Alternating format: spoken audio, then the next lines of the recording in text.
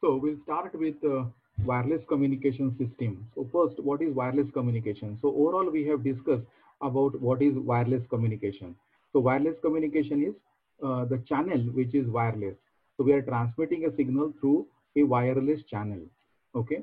So definition: the transmitted signal is an electromagnetic wave in the frequency band of 10 kilohertz to say 300 gigahertz, and mainly we are focusing on 300 megahertz to 10 gigahertz is the range of that wireless communication.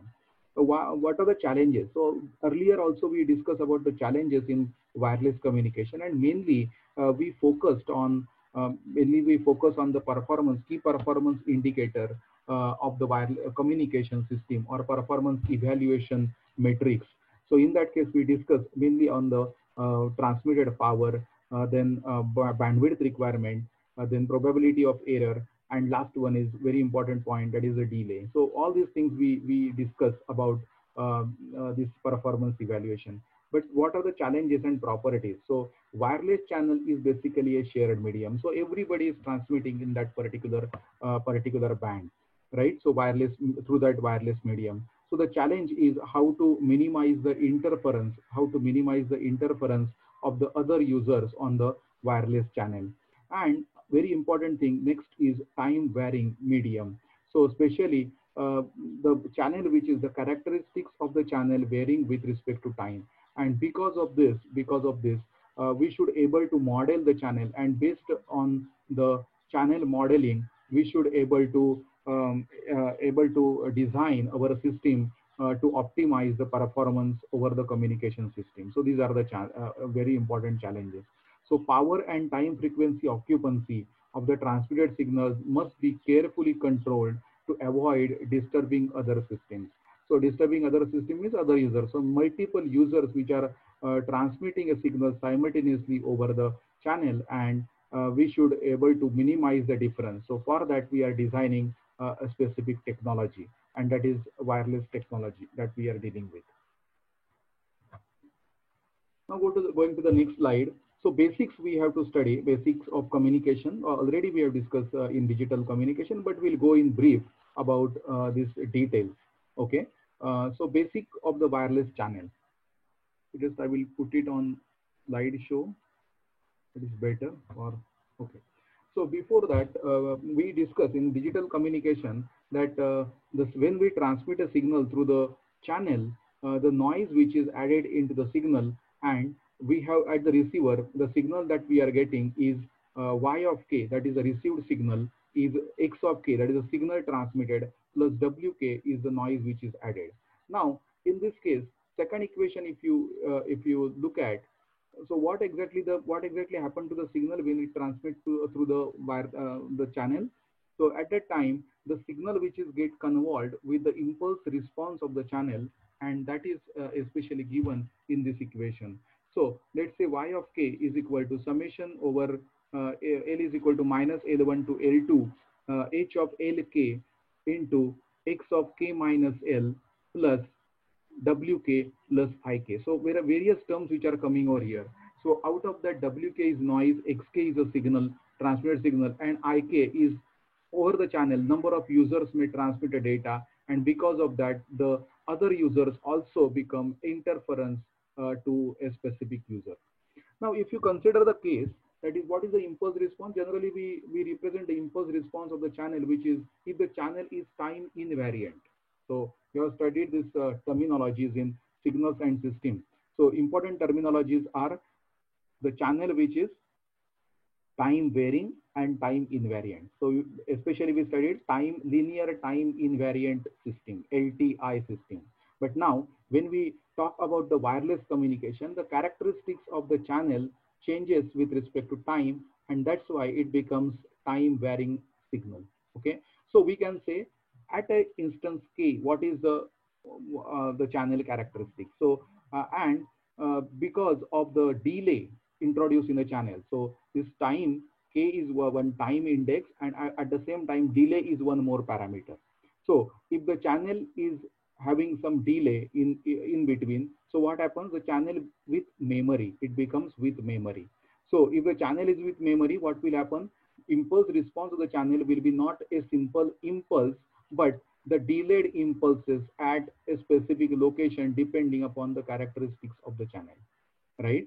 So because of this, we have to deal with this particular situation. And because of this, what happens is inter-symbol interference and dispersive channel. So inter-symbol interference, we have discussed this. What is the meaning of inter-symbol interference? What is the inter-symbol interference? Can anybody answer this? Just unmute your microphone and somebody want to answer. What is inter-symbol interference? So we are transmitting a signal in terms of symbols, right? Or consider that bit by bit I am transmitting a signal. Okay. Now, if it is the impulse response is really an impulse, then what will happen? You will not get the delayed version of the signal. Okay. Now, if there is a channel which is having the delayed impulse response is there, delay is there in impulse response, then what will happen is when we transmit a sequence of bits or a sequence of symbols, okay, so the first symbol will remain into the channel and it will get interfere with the other symbols. So subsequent symbols which are coming with that symbols, the earlier symbols may get interfere, and that is called as inter-symbol interference. And effects are time varying channels. So let's say impulse response of the channel which is time varying, because of that at certain time, at say t is equal to t1, impulse response is only say one impulse plus a attenuated pulse at say duration of 10 after 10 millisecond or say 100 microsecond or 100 nanosecond duration. But at the same time, after say 1 minute, what happens? Time characteristics, the channel characteristics are changing, and because of that, what is happening is impulse response is changing and fluctuating now. And this is that's what we have to understand in this course, and we have to find out how to effectively transfer the signal. And this course, understanding the channel statistics and impact on the communication, designing a communication system, single and multi-user over this particular channel. It means we know that channel is varying, time varying and all, which is the properties are not constant as we have seen in case of say wired channel or actual medium optical fiber cable or different dedicated mediums that we are using. But at the same time, this wireless channel which is time varying, and we have to consider all this impact of the wireless channel.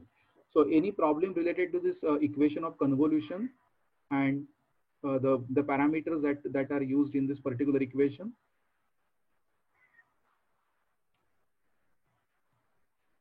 Pranav, any doubt? Can anybody want to answer this? Any problem with related to this particular slide and the variables that we are using over here?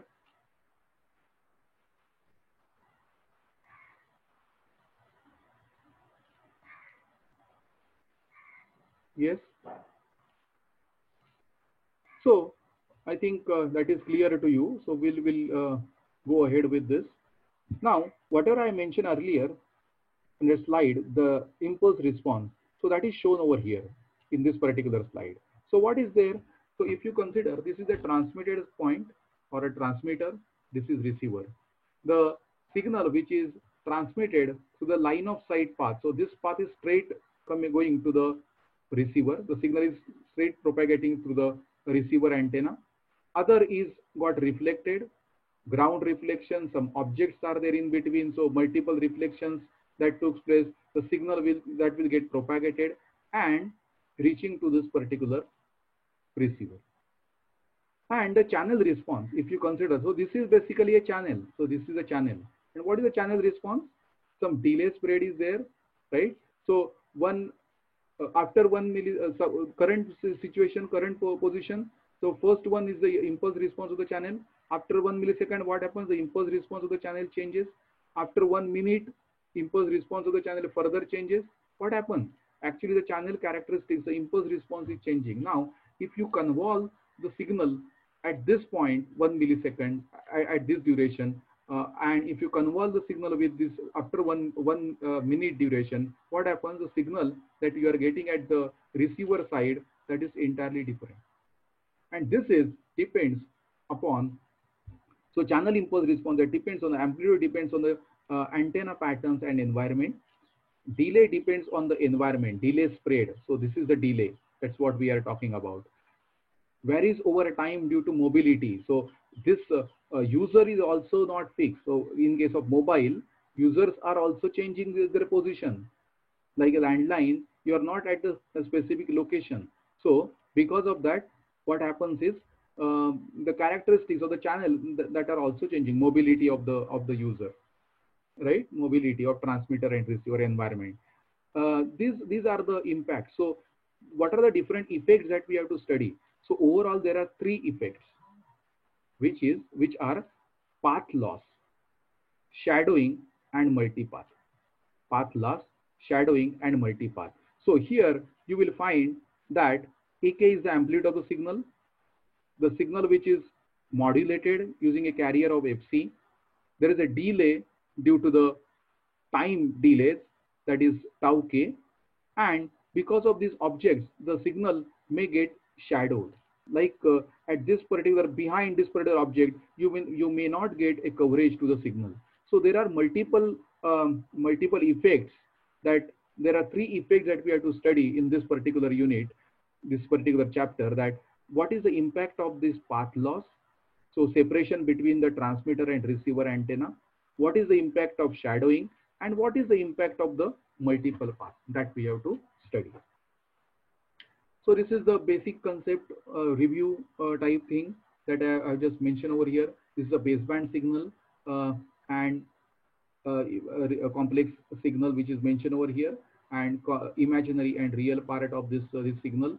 And this is the passband, it is after the modulation with the help of carrier frequency. So note down here that at the receiver, what happens is the convolution. So note down this equation. Receiver signal is nothing but a transmitted signal convolve with the channel characteristics or the channel impulse response plus noise. Channel impulse response plus noise. Similarly, whether you try transmitting baseband signal or a passband signal, the same thing is happening over here that we have already seen in case of communication, digital communication. So just a review of this terminology. Again, some important reviews regarding review points regarding this the terminologies that we are using. So when we are dealing with the power and all, there are two scales that you have to remember. First one is a dB and second one is a dBm. So when we are dealing with respect to 1 milliwatt reference signal as 1 milliwatt, we are computing the power in dB with respect to 1 milliwatt. The dimension is dB. That the unit that we are using is dBm. Okay, and the dimension is X as the dimension of watt. Power and energy, that you know, that is power is in watt, energy is in joule, that is power multiplied by time is energy. Similarly, Fourier transform pairs that you have studied in signals and system, but at least to get the quick review of what we have discussed in earlier prerequisite subjects. That is, S of f is the Fourier transform of a signal S of t, and which is computed by multiplying this complex exponential e raised to minus j 2 pi ft and integrating over the whole time, that is minus infinity to plus infinity, that we are getting the spectrum at, that is S of f. And from S of f we can compute S of t by taking the inverse Fourier transform. S of f is equal to S of t is equal to integration from minus to plus infinity S of f exponential e raised to power plus j 2 pi ft df is over here. So if you take d omega, then you have to multiply it by 1 upon 2 pi. And standard pairs of this Fourier transform, we can say, if you have an impulse at the or delta t signal, its frequency response is what is constant in frequency domain. If you have a pulse, its impulse response, you will get a sync. And the bandwidth requirement of the sync, if the duration of the pulse is d, the bandwidth, so here you will get the bandwidth is 1 upon d. So this is fb. So generally we call tb is the duration and fb is the bandwidth, right? So this is a sync function. So this is very important. And generally when we consider a noise, it's a flat power spectral density. So impulse type nature in time domain, and which is having a flat power spectral density that we represent n0 by 2 as a power spectral density of the noise. That's why this is very, very important. And when we are dealing with the rectangular pulses in case of communication, its Fourier transform is impulse, and depending upon the duration of this impulse, you will get the bandwidth. So as the duration of the impulse reducing, what will happen? The bandwidth requirements start increasing. And that's what, when we increase the data rate, that at that time we are reducing or shortening the pulses, and our bandwidth requirement goes on increasing. That we have already discussed. So just a quick review, that few terminologies.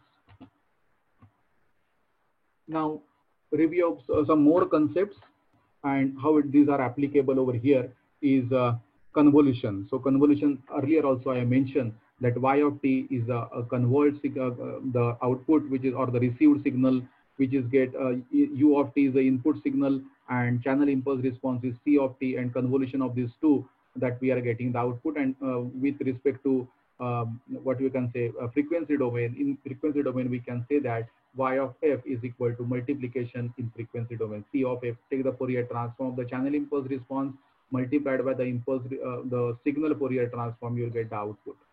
And we can get c of f is equal to same Fourier transform this signal.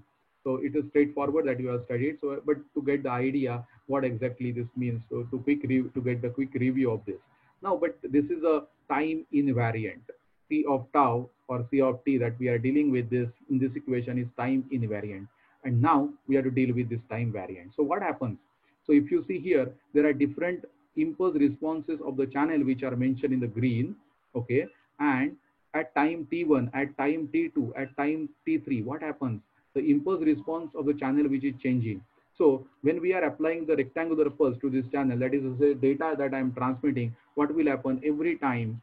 The characteristics are changing. That's why the output will also change, and output will not be the same at say t1, t2, t3. So we have to take the consideration of this, what happens to this impulse response, and how to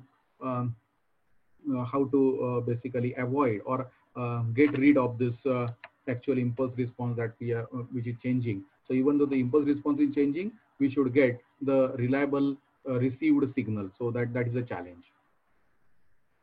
And some concepts of probability and all. So I think I will not go in detail about this, but you can refer probability and statistics that we have studied the subject. So one very important concept is mean of a random variable. So let's say x is a random variable with PDF of px of x. Then we can compute mu is a mean, mu x is expected value of x. Similarly, variance of this x is called as how much is the x minus mu x bracket square, so expected value of that. And if it is a Gaussian, then variables additive Gaussian variables with say x and y complex number, then we can write this expression in this particular format. And very important thing in this particular case is the Q function. That is Q function, Q of x is defined as 1 upon root 2 pi integration from x to infinity e raised to minus t square by 2 dt. So I think we have used this for computation of probability of error. So computation of probability of error in terms of this Q function or complementary error function ERFC that we have used in digital communication.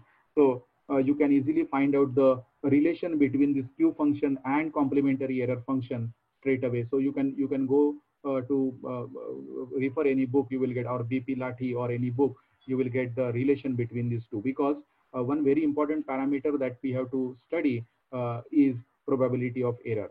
That is one very important parameter, performance indicator of this communication system. So power, bandwidth, probability of error, and delay. So again and again, I'm focusing on these 4 parameters. So where this particular term that is useful is in computation of this probability of error.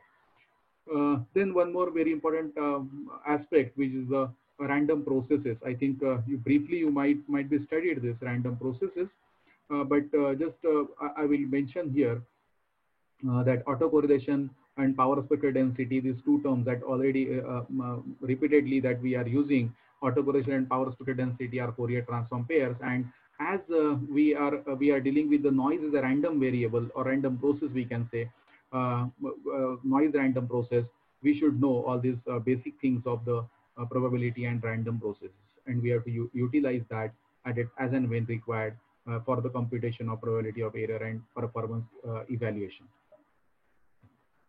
Now the last point of this particular review, which is the concept that we already discussed in digital communication. So just I'm going in quickly with this.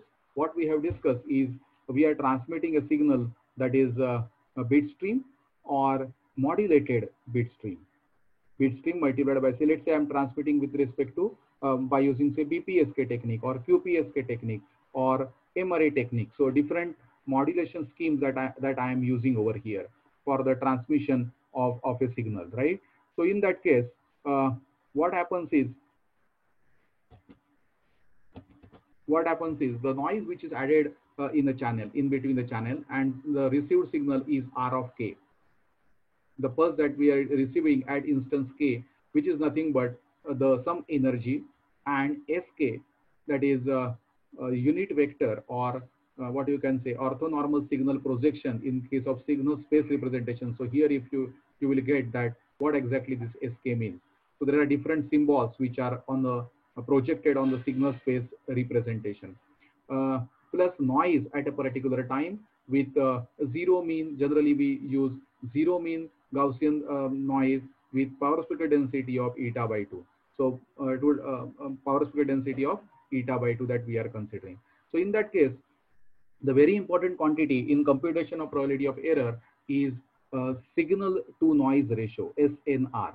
So if you consider a symbol, so when we go from say BPSK to QPSK or QPSK to M-array PSK, in that time we are shifting from bit to symbols because we are combining number of bits together to form a symbol, and in that case we can compute the signal to noise ratio per symbol, or we can compute signal to noise ratio per bit.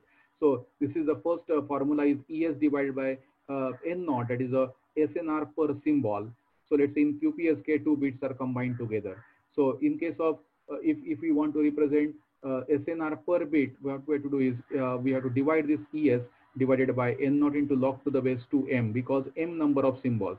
So in case of QPSK, m is equal to 4, and if you take log of this, you will get 2 bits combined together. So we have to divide this by 2. So finally what you will get is ES divided by 2 N naught, and here you will get EB divided by N naught. So ES by 2 is nothing but EB divided by N naught is SNR per bit.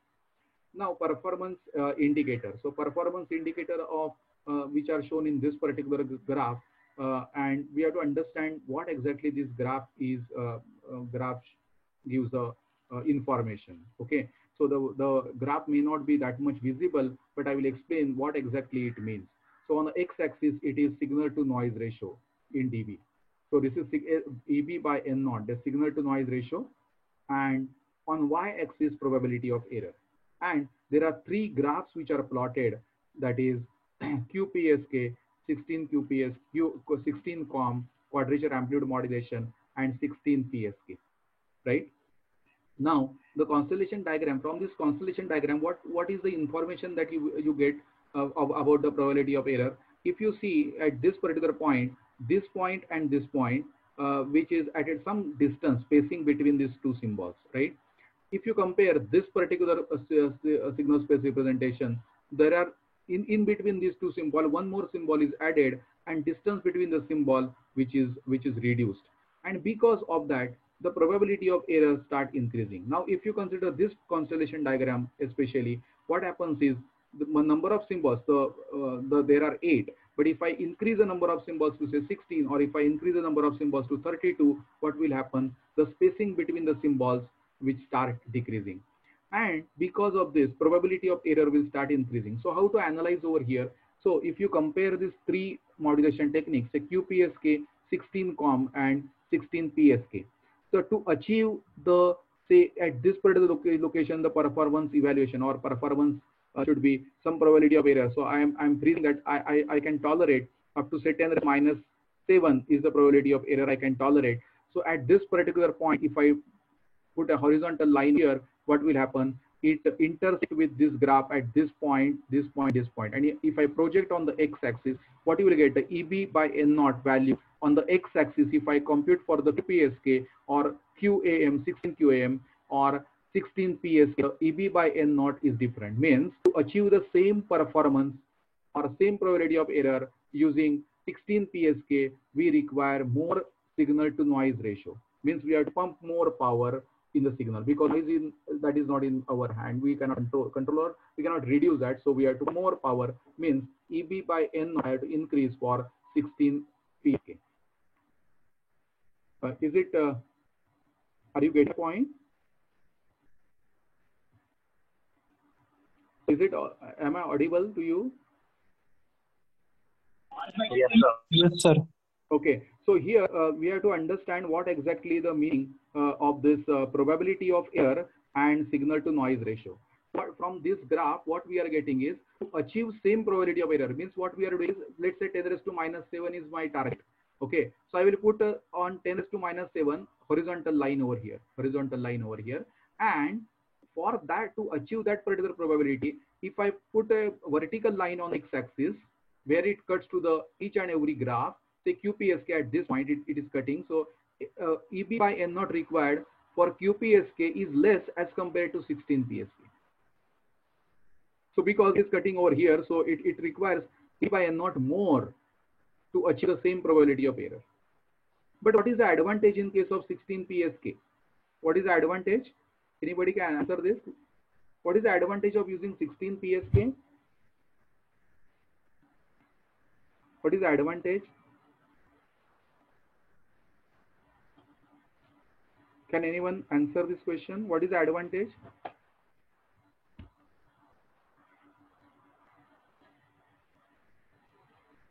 What is the advantage?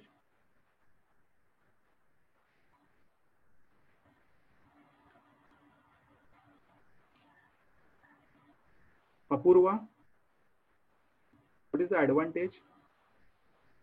Can anyone answer this question? Just raise your hand.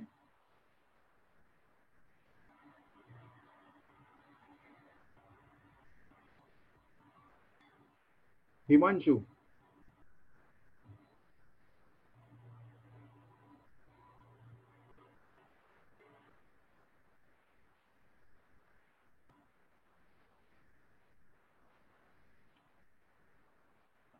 Yes.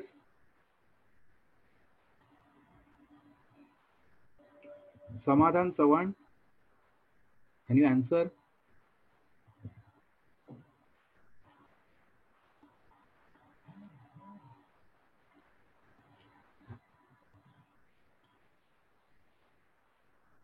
Am I audible?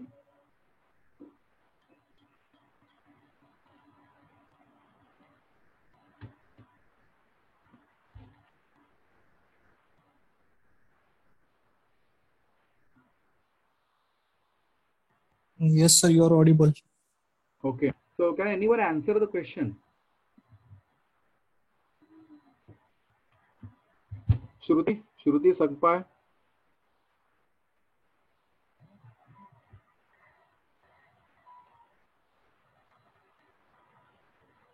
Yes.